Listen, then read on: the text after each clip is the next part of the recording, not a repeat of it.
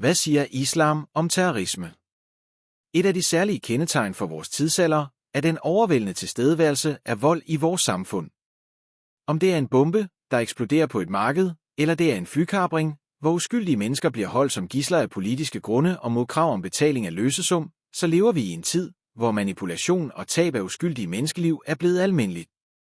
Sådan er den vidt udbredte natur af tilfældig vold, at terrorisme bliver regnet for en af de største trusler mod fred og sikkerhed i vores samfund. Selve ordet terrorisme er først blevet brugt i vid udstrækning inden for de sidste årtier.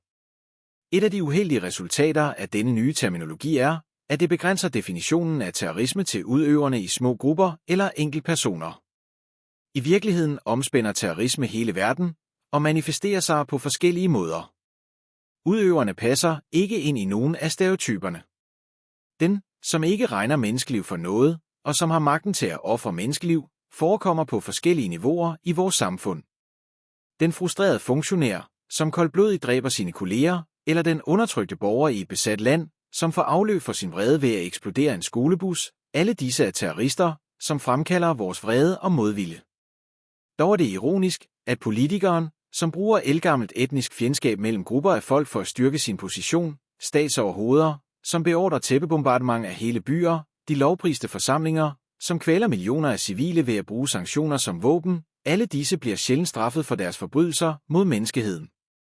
Det er denne snævre definition af terrorisme, som kun inddrager individer og grupper, som har bevirket, at muslimer bliver forbundet med gerninger af ødelæggelse og terror, og som resultat heraf bliver de selv ofre for had, vold og terror.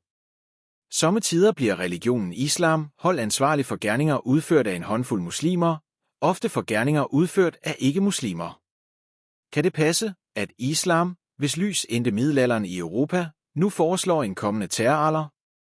Kan en tro, som har over 1,2 milliarder følgere verden over 7 millioner i Amerika, virkelig støtte drab og lemlæstelse af uskyldige mennesker?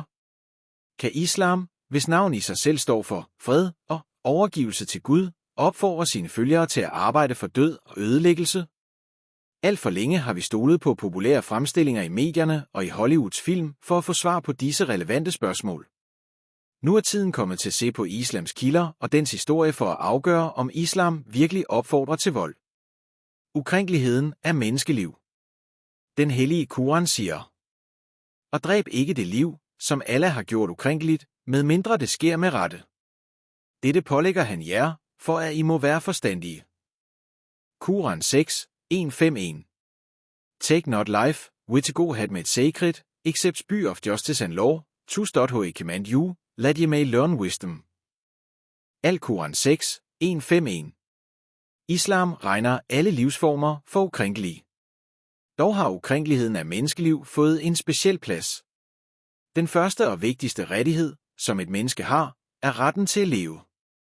Den hellige Koran siger: Den, der dræber et menneske, hvis det ikke er for mord på et menneske eller for oprør i landet, så skal det for ham være, som om han har dræbt hele menneskeheden. Og den, der lader det i live, så skal det for ham være, som om han har holdt hele menneskeheden i live. Koran 5, 32. If anyone slew a person, unless it be for murder or for spreading mischief in a land, it would be as if he slew the whole world as people, and if anyone saved a life, it would be as if he saved the life of the whole inhabitants. Al-Koran 5, 32. Sådan er værdien af et enkelt menneske, at Koranen ligestiller det uretfærdige drab af selv et eneste menneske med drabet på hele menneskeheden. Derfor forbyder Koranen mord i helt klare toner. At tage livet på en kriminel af staten for at administrere retfærdighed er påkrævet for at opholde lov og orden, opnå fred og sikkerhed i samfundet. Kun en behørig og kompetent ret kan bestemme, om en person har mistet retten til at leve, da vedkommende ignorerede andre menneskers ret til at leve i fred. Etik omkring krig. Selv i en krigstilstand påbyder islam, at man behandler fjenden nobelt på slagmarken. Islam har trukket en klar linje mellem kæmpende og ikke-kæmpende, civile, i fjendens land. Angående den ikke-kæmpende befolkning, såsom kvinder, børn, ældre og svage, er instruktionerne fra profeten følgende: dræb ikke ældre, børn eller kvinder. 1. Dræb ikke munkene i klostrene, eller dræb ikke folk, der opholder sig på steder, hvor der bliver tilbedt. 2. Under en krig så profeten liget af en kvinde liggende på jorden, observerede, hun var ikke i kamp. Hvorfor er hun så blevet dræbt? Derfor er ikke kæmpende garanteret sikkerhed for deres liv, selv hvis deres land er i krig med en islamisk station. Jihad. Selvom islam generelt er blevet misforstået i den vestlige verden, er der sikkert intet islamisk udtryk, der fremkalder så stærke reaktioner, som ordet jihad. Udtrykket jihad er blevet misbrugt til at fremmane forestillinger om voldelige muslimer, der tvinger folk til at overgive sig ved brug af sværdet. Denne myte er blevet bevaret uafbrudt gennem århundreder af mistro i løbet og efter korstogene. Desværre har den overlevet til den dag i dag. Ordet jihad stammer fra ordet jahada, hvilket betyder at anstrenge sig, stræbe, kæmpe. Derfor er jihad bogstaveligt talt en handling, der involverer anstrengelser eller kamp. Profeten Muhammed, fred være med ham, sagde, at den største jihad er kampen mod de snigende tanker i ens eget ego. Derfor refererer jihad først og fremmest til den indre kamp for at være en person af dyd og overgivelse til Gud i alle livets aspekter. Dernæst refererer jihad til kamp mod uretfærdighed. Islam tillader, som mange andre religioner, væbnet selvforsvar eller straf mod tyranni, udnyttelse, undertrykkelse. Den hellige Koran siger: Hvad fejler I da, at I ikke kæmper for Allahs sag og for de svage blandt mændene og kvinderne og børnene, dem, der siger, vor Herre, før os ud af denne by, hvis beboere er undertrykkere, og skænk os en beskytter fra dig selv, og skænk os en hjælper fra dig selv. Koran 4, 75. And why should ye not fight in the cost of go and of lows who being weak, are illiterated, and oppressed? Men, women, and children, whose cry is, or Lord. Rescue US from this town, whose people are oppressors, and raise for US from Lee one WHO will protect, and raise for US from Lee one WHO will help. Al-Koran 4, 75. Derfor påbyder islam sine følgere at gøre deres bedste for at rense deres inderste såvel som at etablere fred og retfærdighed i samfundet. En muslim kan aldrig være rolig, når vedkommende ser uretfærdighed, undertrykkelse omkring sig. Som Martin Luther King Jr. sagde: Vi må angre i denne generation, ikke kun for de hadefulde ord og gerninger af de onde folk, men også for den forfærdende tavshed hos de gode folk. Islam påbyder alle muslimer at arbejde aktivt for at opretholde den balance, som Gud skabte alting i. Dog, lige meget hvor berettiget grunden kan synes at være, kan den hellige Koran aldrig lade drab af uskyldige mennesker gå upåtalt hen.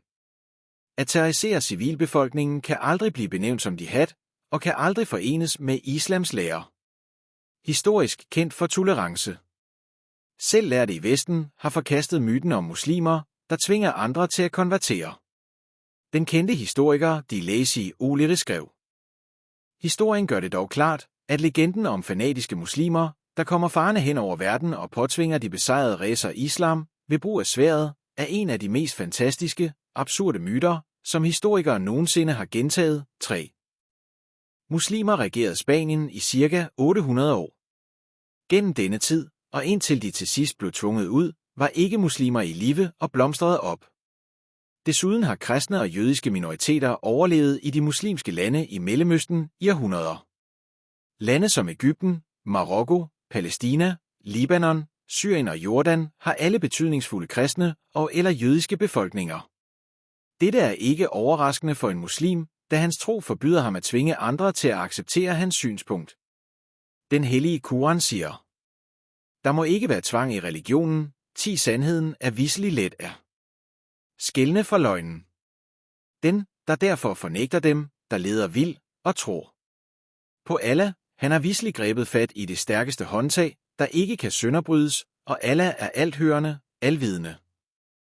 Koran 2, 2-5-6. Let there be no compulsion in religion. Truth stands out clear from error. Whoever rejects evil and believes in God had grasped te most trostråd handhold let never break. And God havde han nået all links. Al-Koran 2, 2-5-6.